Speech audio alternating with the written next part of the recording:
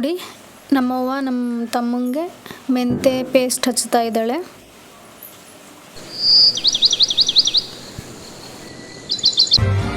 Sir ನಿಮ್ಮ ಮನೇಲಿ ಇದೇನು ಕಷ್ಟ ಅಂತಿಲ್ಲ, ಕಷ್ಟ ಅಂದ್ರೆ ನಮ್ಮ ಮನೇಲಿ ಕಷ್ಟ ತೋರಿಸಿಲ್ಲ ಸರ್. ನಾನು ಹೇಳಿದ್ನಲ್ಲ, ನಮಗೆ ಗೊತ್ತಾದ್ಮೇಲೆ ನಾವು ಏನೋ ಮಾಡ್ಬೇಕಪ್ಪ ಅಂದಿದ್ದು, ತಿನ್ನಿಸ್ಬಿಟ್ಟೆ ಮಲಗಿಸ್ತಾ ಇದ್ದಿದ್ದು ನಮ್ಮ ತಂದೆ ತಾಯಿ, ಅಷ್ಟು ಮುದ್ದಾಗಿ ಬೆಳೆಸಿ. Hi, welcome back to my YouTube channel. So ಇವತ್ತೇನೆಂದರೆ ಹೇರ್ ಕೇರ್ ಬಗ್ಗೆ. ಅಂದರೆ ಇವಾಗ ತಲೆ ಹೊಟ್ಟಾಗಿರುತ್ತೆ, ಇಲ್ಲ ಅಂದರೆ ಕೂದಲ ಕಟ್ ಮಾಡಿಸಿರ್ತೀವಿ, ಸೊ ಅದೇ ಶಾರ್ಟ್ ಹೇರೇ ಇರುತ್ತೆ, ಮತ್ತು ಪುಡಿ ಕೂದಲು ಉದುರ್ತಾ ಇರುತ್ತೆ, ಮತ್ತು ರೀಗ್ರೋತ್ ಆಗ್ತಾನೇ ಇರಲ್ಲ ಕೂದಲು, ಮತ್ತು ಶೈನ್ ಆಗಿರಲ್ಲ ಕೂದಲು. ಸೊ ನನಗೆ ಇನ್ಸ್ಟಾಗ್ರಾಮಲ್ಲಿ ತುಂಬ ಜನ ಕೇಳ್ತಾನೆ ಇದ್ದೀರಾ, ಕೂದಲು ಏನು ಹಚ್ತೀರಾ ಕೂದಲಿಗೆ, ತುಂಬ ಉದ್ದ ಇದೆ ಮತ್ತು ಶೈನಿ ಆಗಿದೆ, ಸೊ ಏನು ಯೂಸ್ ಮಾಡ್ತೀರಾ ಅಂತ ಕೇಳ್ತಾನೆ ಇದ್ದೀರಾ. ಸೊ ಇದರಲ್ಲಿ ನಾನು ನಿಮಗೆ ಹೇಳ್ತೀನಿ ಏನು ಯೂಸ್ ಮಾಡಬೇಕು ಮತ್ತು ಏನಕ್ಕೆ ಇದನ್ನ ಯೂಸ್ ಮಾಡಬೇಕು ಅಂತ ನಿಮಗೆ ಹೇಳ್ತೀನಿ.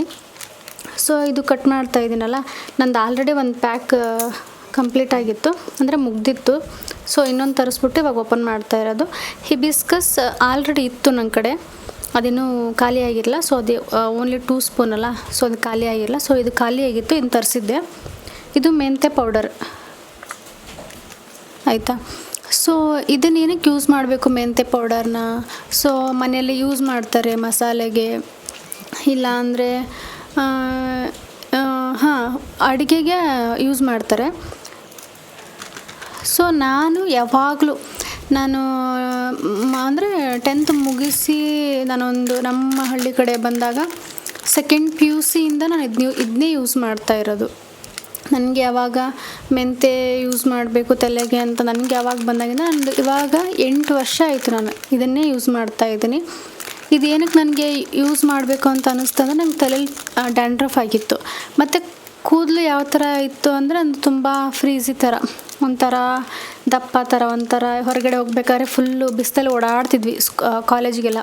ಸೊ ಅವಾಗ ಏನಾಗ್ತಿತ್ತಂದರೆ ಆಗ್ತಿರಲಿಲ್ಲ, ನಮಗೆ ಕೂದಲು ಮೇಂಟೈನ್ ಮಾಡೋಕ್ಕೆ ಆಗ್ತಿರಲಿಲ್ಲ. ಸೊ ಮತ್ತು ಇದರಲ್ಲಿ ಕ್ಲಿಪ್ ತೋರಿಸ್ತಾ ಇದ್ದೀನಲ್ಲ, ಈ ಕ್ಲಿಪ್ ಬಂದು ನಿಮ್ಗೆ ಏನಾದರೂ ಚಿಪ್ಸು ಅಥವಾ ಏನಾದರೂ ನೀವು ಏನಾದರೂ ಪಾಕೆಟ್ನ ಕಟ್ ಮಾಡಿರ್ತೀರ, ಅದು ಹಾಗೆ ಓಪನ್ ಮಾಡಿಟ್ರೆ ಅದೇನಾಗುತ್ತೆ, ಹಾಳಾಗುತ್ತೆ, ಮತ್ತು ಅದರಲ್ಲಿರೋ ಪವರೆಲ್ಲ ಹೋಗುತ್ತೆ ಅಲ್ವಾ. ಸೊ ಇದನ್ನು ನೀವು ಯೂಸ್ ಮಾಡಿದರೆ, ಸೊ ಅದು ನೀವು ಯಾವ ಥರ ತಂದಿರ್ತೀರ ಅದೇ ಥರನೇ ಇರುತ್ತೆ, ಬೇಗ ಹಾಳಾಗಲ್ಲ. ಸೊ ಇವಾಗ ನೋಡಿ, ಅದು ನಾನು ಏನು ಹಾಕಿಲ್ಲ, ಜಸ್ಟ್ ಮೆಂತೆ ಪೌಡರ್ನ ಹಾಕ್ಬಿಟ್ಟು ನೀರು ಹಾಕ್ಬಿಟ್ಟು ಕಲಿಸ್ತಾ ಇದ್ದೀನಿ. ಅದಿಷ್ಟು ನನ್ನ ತಲೆಗೆ ಆಗಲ್ಲ, ಸೊ ಇನ್ನೊಂದು ಪಾತ್ರೆಯಲ್ಲಿ ನಾನು ಹಾಕ್ತೀನಿ. ಇದು ಏನಕ್ಕೆ ಯೂಸು ಮೆಂತೆ ಅಂತ ಹೇಳ್ತೀನಿ. ಮೇನಾಗಿ ಇದು ತಲೆಯಲ್ಲಿ ಹೊಟ್ಟಾದರೆ, ಯಾಕಂದರೆ ಇದು ತುಂಬ ತಂಪು ಕೊಡುತ್ತೆ ಬಾಡಿಗಾಗಿರ್ಬೋದು. ನೀವು ಊಟ ಮಾಡ್ಬೇಕಾದ್ರೂ ಹಾಕ್ತಾರೆ, ಅದು ಪೌಡ್ರ್ ಥರ ಮಸಾಲೆಗೆ ಆ ಥರ ಹಾಕ್ತಾರೆ ಆಯಿತಾ. ನಾನು ತಲೆಗೆ ಹಚ್ತೀನಿ, ತಲೆಗೆ ಹಚ್ಚಿದ್ರೂ ಓಕೆ. ಇದನ್ನು ಯಾವ ಥರ ಯೂಸ್ ಮಾಡಬೇಕು ಮತ್ತು ಏನಕ್ಕೆ ಯೂಸ್ ಮಾಡಬೇಕು, ಇದರಿಂದ ಏನು ಉಪಯೋಗ ಆಗುತ್ತೆ ಅಂತಂದರೆ, ಫಸ್ಟ್ ರೀಗ್ರೋತ್ ಆಗುತ್ತೆ ಹೇರು, ಮತ್ತೆ ಹುಟ್ಟುತ್ತೆ. ಮತ್ತು ತಲೆಯಲ್ಲೇನಾದರೂ ಹೊಟ್ಟಿದ್ರೆ ಇದನ್ನು ಹಚ್ಕೊಂಡ್ರೆ ಬೇಗ ಕಡಿಮೆ ಆಗುತ್ತೆ. ಮೊಸರು ಹಚ್ಚಿ ಅದು ಹಚ್ಚಿ ಇದು ಹಚ್ಚಿ ಅಂದರೆ ಕಡಿಮೆ ಆಗಲ್ಲ ಆಯಿತಾ. ಮೆಂತೆ ಹಚ್ಚಿದರೆ ಅದು ಒಳಗಡೆಯಿಂದನೇ ತಂಪು ಕೊಟ್ಟು ಡ್ಯಾಂಡ್ರಫ್ನ ಕಡಿಮೆ ಮಾಡುತ್ತೆ. ಮತ್ತು ಇದರಲ್ಲಿ ಇನ್ನೊಂದೇನೆಂದರೆ ಶೈನ್ ಆಗುತ್ತೆ ಕೂದಲು, ಶೈನ್ ಥರ ಆಗುತ್ತೆ. ಅಂದರೆ ಶೈನ್ಗಿಂತ ಒಂಥರ ಸ್ಮೂತ್ ಥರ, ಅಷ್ಟೊಂದು ಡ್ರೈ ಅನಿಸಲ್ಲ. ಸೊ ಆ ಥರ ಆಗುತ್ತೆ ಹೇರು. ಮತ್ತು ಉದ್ದ ಬೆಳಿಲಿಕ್ಕಂತೂ ಇನ್ನೂ ಬೆಸ್ಟು ಮೆಂತೆ ಆಯಿತಾ. ಇದನ್ನ ನಾನು ಯಾವಾಗಲೂ ಯೂಸ್ ಮಾಡ್ತಾಯಿದ್ದೆ. ನಿಮಗೆ ತುಂಬ ಡ್ರೈ ಇತ್ತು, ಡ್ಯಾಂಡ್ರಫ್ ಇತ್ತು ಅಂತಂದರೆ ಮಂತ್ಲಿಗೆ 1-2 ಟೈಮ್ ಯೂಸ್ ಮಾಡಬೇಕು. ಇದನ್ನ ಯಾವ ಥರ ಯೂಸ್ ಮಾಡಬೇಕಂತ ಹೇಳ್ತೀನಿ. ಫಸ್ಟ್ ಆಫ್ ಆಲ್ ಇದು ಕಾಳಿತ್ತು ಅಂದರೆ ನೀವು ಓವರ್ ನೈಟ್ ಒಂದು 10 o'clock ಇಲ್ಲ ಅಂದರೆ 11 o'clock ನೀವು ನೆನೆ ಇಟ್ಟರೆ, ಅಂದರೆ ನೀರು ಹಾಕಿ ಇಟ್ಟು ಬೆಳಗ್ಗೆ ನೀವು ಮೆಂತೆ ನೀರೆಲ್ಲ ಅಬ್ಸರ್ವ್ ಆಗಿರುತ್ತೆ. ಸೊ ಅದನ್ನ ನೀವು ಮಿಕ್ಸಿಗೆ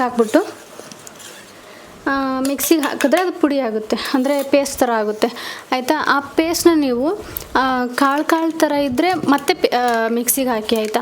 ಫುಲ್ ಅದು ಒಂಥರ ಯಾವ ಥರ ಅಂದರೆ ಒಂಥರ ಪೇಸ್ಟ್, ಅಂದರೆ ಪೇಸ್ಟ್ರಿ ಆಗಿರ್ಬೇಕು. ಇವಾಗ ನೀವೆಲ್ಲ ನೋಡ್ತಿರಲ್ಲ, ಏನದು ಸಾಸ್ ಥರ, ಆ ಥರ ಆಗಿರಬೇಕದು. ಅಂದರೆ ರೆಡ್ ಕಲರ್ ಆಗಲ್ಲ, ಅದು ಯಾವ ಕಲರ್ ಇರುತ್ತೆ ಅದೇ ಕಲರೇ ಬರುತ್ತೆ. ಬಟ್ ಅಷ್ಟೊಂದು ತೆಳುವಾಗಿದ್ದರೆ ನಿಮ್ಮ ಕೂದಲಿಗೆ ಬೇಗ ಬಿಡುತ್ತೆ. ಅದೊಂಥರ ಪೌಡ್ರ್ ಥರ ಇಲ್ಲ ಅಂದರೆ ಸ್ವಲ್ಪ ಕಾಳು ಥರ ಇದ್ದರೆ ನಿಮ್ಮ ಕೂದಲಿಗೆ ಅಂಟ್ಕೊಳ್ಳುತ್ತೆ ಮತ್ತು ನೀವು ವಾಶ್ ಮಾಡಿದಾಗ ಅದೇ ಥರನೇ ಕಾಣಿಸ್ತಿರುತ್ತೆ. ಸೊ ಇವಾಗ ತೋರಿಸ್ತಿರೋದು ಹಿಬಿಸ್ಕಸ್. ಸೊ ಇದು ಹಿಬಿಸ್ಕಸ್ ಬಂದು ಕೂದಲಿಗೆ ಸ್ಮೂತ್ ಆ್ಯಂಡ್ ಶೈನಿ ಆಗಿರುತ್ತೆ ಹಿಬಿಸ್ಕಸ್. ನಾನು ಮನೆಯಲ್ಲಿ ಚಿಕ್ಕವಳಿದ್ದಾಗ ನಮ್ಮ ಅಜ್ಜಿ ಪೂಜೆಗೆ ಅಂತ ತಂದಿಡೋ ಹೂಗಳನ್ನೆಲ್ಲ ನಾನೇನು ಮಾಡ್ತಿದ್ದೆ ಅಂದರೆ ಎಣ್ಣೆಲಿ ಹಾಕ್ಬಿಟ್ಟು ಕುದಿಸ್ಬಿಟ್ಟು ಹಚ್ಕೋತಿದ್ದೆ. ಅದನ್ನು ಹೇಳ್ತೀನಿ ನಿಮಗೆ, ಎಣ್ಣೆ ಯಾವ ಥರ ಹಚ್ಚಬೇಕು, ಬೆಟರಾಗಿ ಜಸ್ಟ್ ಎಣ್ಣೆ ಹಚ್ಚಿದರೆ ಯಾವ ಥರ, ಅದನ್ನೂ ಯಾವ ಎಣ್ಣೆನೂ ನೀವು ಏನು ಹಾಕ್ಬಿಟ್ಟು ಹಚ್ಬೇಕು ಅನ್ನೋದಕ್ಕಿಂತ ಅದನ್ನ ಯಾವ ಥರ ಯೂಸ್ ಮಾಡಬೇಕು ಎಣ್ಣೆನ ಅಂತ ನೆಕ್ಸ್ಟ್ ವಿಡಿಯೋದಲ್ಲಿ ನಿಮ್ಗೆ ಹೇಳ್ಕೊಡ್ತೀನಿ. ಸೊ ಇದು ತೋರಿಸ್ತಾ ಇರೋದು ಆಮ್ಲ, ನಾನು ಫೇಸಿಗೆ ಯೂಸ್ ಮಾಡ್ತೀನಿ. ಅದನ್ನು ಹೇಳ್ತೀನಿ ನೆಕ್ಸ್ಟ್ ವಿಡಿಯೋ, ಫೇಸ್ಗೆ ಏನು ಯೂಸ್ ಮಾಡ್ತೀನಿ ಅಂತ. ಸೊ ನೀವು ಯಾವುದ್ಯಾವುದೋ ಏನೇನೋ ಹೇಳ್ತಾರೆ ಅಂತ ಆಯಿಲ್ ಚೇಂಜ್ ಮಾಡೋದು, ಶಾಂಪೂ ಚೇಂಜ್ ಮಾಡೋದು ಮತ್ತು ಕೆಮಿಕಲ್ ಎಲ್ಲ ಯೂಸ್ ಮಾಡಿದ್ರೆ ಬಾಡಿ 1 ಡೇ ರಿಸಲ್ಟ್ ಕೊಡುತ್ತೆ, ಇಲ್ಲ 2 ಡೇಸ್ ರಿಸಲ್ಟ್ ಕೊಡುತ್ತೆ. ಬಟ್ ಆರ್ಗ್ಯಾನಿಕ್ ಅಂದರೆ ನೈಸರ್ಗಿಕವಾಗಿ ಏನಿರುತ್ತಲ್ಲ ಅದು ನಿಮಗೆ ಲೈಫ್ ಲಾಂಗ್ ಇರುತ್ತೆ, ಆಯಿತಾ. ಸುಮ್ಮನೆ ಇವಾಗ ಯಾರೋ ಹೇಳಿದ್ರು ನಾನು ಯೂಸ್ ಮಾಡಿದೆ ಆ ಥರ ಅಂದರೆ ನಿಮ್ಮ ಬಾಡಿಗೆ ಅದು ಅಡ್ಜಸ್ಟ್ ಆಗಬೇಕಲ್ಲ ಮೇನ್ ಅಲ್ವಾ. ಸೊ ಇವಾಗ ಅದೇ ನನ್ನ ಮನೇಲಿ ಯಾವ ಥರ ಮಾಡ್ತೀನಿ ಅಂದರೆ ಕಾಳನ್ನ ನೆನೆಸಿಡಲ್ಲ, ನಾನು ಪುಡಿ ಮಾಡ್ಕೋತೀನಿ ಫಸ್ಟು. ಯಾಕಂದರೆ ನನಗೆ ಓವರ್ ನೈಟ್ ಅಲ್ಲ, ನಂಗೆ ಸಡನ್ಲಿ ಪ್ಲ್ಯಾನ್ಸ್ ಏನಾದರೂ ಇದ್ದರೆ ನಾನು ಫಸ್ಟು ಮೆಂತ್ಯನ ಪುಡಿ ಮಾಡ್ಕೋತೀನಿ. ಪುಡಿ ಮಾಡಿಕೊಂಡು ಆಮೇಲೆ ಅದನ್ನೇನು ಮಾಡ್ತೀನಿ, ನೆನೆಯಕ್ಕೆ ಇಡ್ತೀನಿ ಒಂದು 4 hour 5 hour. ಸೊ ಅದು 4 hour 5 hour ನೆನೆದಾದ್ಮೇಲೆ ನೀರು ನೋಡ್ತೀನಿ, ಸ್ವಲ್ಪ ಜಾಸ್ತಿ ನೀರು ಹಾಕಬೇಕು, ಅದು ಗಟ್ಟಿ ಆಗ್ತಿರುತ್ತೆ. ಯಾಕಂದ್ರೆ ನೀರನ್ನ ಅದು ಅಬ್ಸರ್ವ್ ಮಾಡ್ಕೊಳ್ತಿರುತ್ತೆ. ಸೊ ಅದಕ್ಕೆ ನೀರು ಜಾಸ್ತಿನೇ ಹಾಕ್ತಿರ್ಬೇಕು ಅದಕ್ಕೆ. ಇದಾದಮೇಲೆ ನೀವು ಅಂದರೆ ಮೆಂತ್ಯನ ಪೇಸ್ಟ್ನ ಬರೀ ಬುಡಕ್ಕೆ ಹಚ್ಚೋದು, ಇಲ್ಲಾಂದರೆ ಬರೀ ಹೇರ್ಗೆ ಹಚ್ಚೋದು ಮಾಡಬಾರ್ದು. ಫುಲ್ ಹೇರ್ ಎಲ್ಲಿ ಗ್ರೋತ್ ಆಗ್ತಿರುತ್ತಲ್ಲ, ಸೊ ತಲೆ ಫುಲ್ ನಾನು ಹಚ್ಕೋತೀನಿ ಎಲ್ಲೆಲ್ಲಿ ಗ್ರೋತ್ ಆಗಬೇಕು. ಸೊ ಅಲ್ಲಿ ಮತ್ತು ಇಲ್ಲಾಂದರೆ ಸ್ವಲ್ಪ ಏನಾದರೂ ಗ್ಯಾಪ್ ಇದ್ದರೆ ಅಲ್ಲಿ ತುಂಬ ಹಚ್ಚಿ. ಸೊ ಫುಲ್ ಹೇರ್ ತುಂಬಾ ಹಚ್ಕೋಬೇಕು ನೀವು. ಸೊ ಅದು ಯಾವ ಥರ ವಾಶ್ ಮಾಡ್ಕೋಬೇಕು ಅಂತಂದರೆ, ಇವಾಗ ನಿಮ್ಮದು ಸ್ವಲ್ಪ ಕೂದಲಿದ್ರೆ ಒಂದು ಅರ್ಧ ಗಂಟೆ ಸಾಕು. ತುಂಬ ಡ್ರೈ ಆಗಬೇಕು, ಫುಲ್ಲು ಒಣಗಿರೋ ಥರ ಆಗಬಾರ್ದು, ಒಂದು ಅರ್ಧ ಗಂಟೆ ಸಾಕು. ಸ್ವಲ್ಪ ಪೇಸ್ಟ್ ಥರ ಇರಲಿ, ಸ್ವಲ್ಪ ಒಣಗಿರೋ ಥರ ಫೀಲ್ ಆಗಬೇಕು ನಿಮಗೆ. ಓಕೆ, ನನಗೆ ಅಬ್ಸರ್ವ್ ಆಗ್ತಿದೆ ಅಂತ. ಸೊ ನೀವು ಹಚ್ಕೊಳ್ಬೇಕಾದ್ರೆ ಗೊತ್ತಾಗುತ್ತೆ ಎಷ್ಟು ತಂಪು ಅನಿಸುತ್ತೆ ಹೆಡ್ಡಿಗೆ ಅಂತ, ಆಯಿತಾ. ಮತ್ತು ಇದನ್ನ ಯಾವ ಥರ ಹಚ್ಕೊಂಡ್ಮೇಲೆ ಯಾವ ಥರ ಏನೋ ಶಾಂಪು ಯೂಸ್ ಮಾಡಬೇಕಾ ಅಂತ ನಿಮ್ಗೆ ಡೌಟ್ ಇದ್ದೇ ಇರುತ್ತೆ. ಸೊ ಇದು ಹಚ್ಕೊಂಡ್ಮೇಲೆ ಅದಾಗಿ ತುಂಬ ನೀರು ಬೇಕಾಗುತ್ತೆ, ಆಯಿತಾ. ತುಂಬ ನೀರು ಬೇಕಾಗುತ್ತೆ, ಇದನ್ನ ವಾಶ್ ಮಾಡಬೇಕು. ಬಟ್ ಇದು ವಾಶ್ ಆದಮೇಲೆ ಶಾಂಪು ಯೂಸ್ ಮಾಡಬಾರ್ದು, ಯಾಕೆಂದರೆ ನೀವು ಹಚ್ಕೊಂಡಿರೋದೆಲ್ಲ ವೇಸ್ಟ್ ಆಗುತ್ತೆ. ಇದೆಲ್ಲ ಹಚ್ಕೊಂಡ್ಮೇಲೆ ಇವಾಗ ನೀವೇನು ಎಲ್ಲ ಇಂಗ್ರೀಡಿಯೆಂಟ್ಸ್ ಎಲ್ಲ ಹಚ್ಕೊಂಡು ಇದೆಲ್ಲ ನೀವು ಶಾಂಪು ತಗೊಂಡು ವಾಶ್ ಮಾಡಿಬಿಟ್ರೆ ಇದ್ದಿದ್ದೆಲ್ಲ ಹೋಗುತ್ತೆ. ನೀವು ಹಚ್ಕೊಂಡಿರೋದು ವೇಸ್ಟು, ಕಾಳುಗಳು ವೇಸ್ಟು, ಮೆಂತ್ಯ ಪೌಡರು ವೇಸ್ಟ್, ಎಲ್ಲ ವೇಸ್ಟು. ಸೊ ಶಾಂಪು ಯೂಸ್ ಮಾಡೋಕ್ಕೆ ಹೋಗ್ಬೇಡಿ. ಇದಾದಮೇಲೆ ಪ್ರೋಸೆಸ್ ಇದೆ ಇನ್ನು. ಸೊ ಇವಾಗ ಮೆಂತ್ಯ ಎಲ್ಲ ವಾಶ್ ಮಾಡ್ತೀರಾ, ಸೊ ಕೂದಲೆಲ್ಲ ಅಬ್ಸರ್ವ್ ಆಗಿರುತ್ತೆ. ಅದನ್ನ ನೀವು ಕೂದಲು ಒಣಗೋಕ್ಕೆ ಬಿಡಬೇಕು. ಅವಾಗ ಇನ್ನೂ ಪೌಡರ್ ಥರ ನಿಮ್ಮ ಹೇರಲ್ಲಿ ಇರುತ್ತೆ. ಅವಾಗೇನಾಗುತ್ತೆ ಅಂತಂದರೆ ಅದು ಒಣಗೋಕೆ ಬಿಟ್ಟರೆ ಫುಲ್ ಡ್ರೈ ಆಗಿ ಪೌಡರ್ ಅದೆಲ್ಲ ಕೆಳಗಡೆ ಬೀಳುತ್ತೆ. ಅದು ಫುಲ್ ಒಣಗೋದ್ಮೇಲೆ ಆಯಿಲ್ ಇರುತ್ತಲ್ಲ, ಸೊ ನೀವು ಯಾವ್ದು ಆಯಿಲ್ ಯೂಸ್ ಮಾಡ್ತಾರೆ, ನಿಮ್ಮ ಹೇರ್ಗೆ ಯಾವ್ದು ಸೂಟ್ ಆಗುತ್ತೆ ಆ ಆಯಿಲ್ನ ಬಿಸಿ ಮಾಡ್ಕೊಂಡು ಹಚ್ಚಿ, ಏನೇ ಆಯಿಲ್ ಯೂಸ್ ಮಾಡಿದ್ರು. ಯಾಕಂದರೆ ನೀವು ತಣ್ಣಗೆ ಹಚ್ಚಿದರೆ ಅಷ್ಟು ನಿಮಗೆ ಹೇರ್ಗೆ ರಿಫ್ಲೆಕ್ಟ್ ಕೊಡೋಲ್ಲ.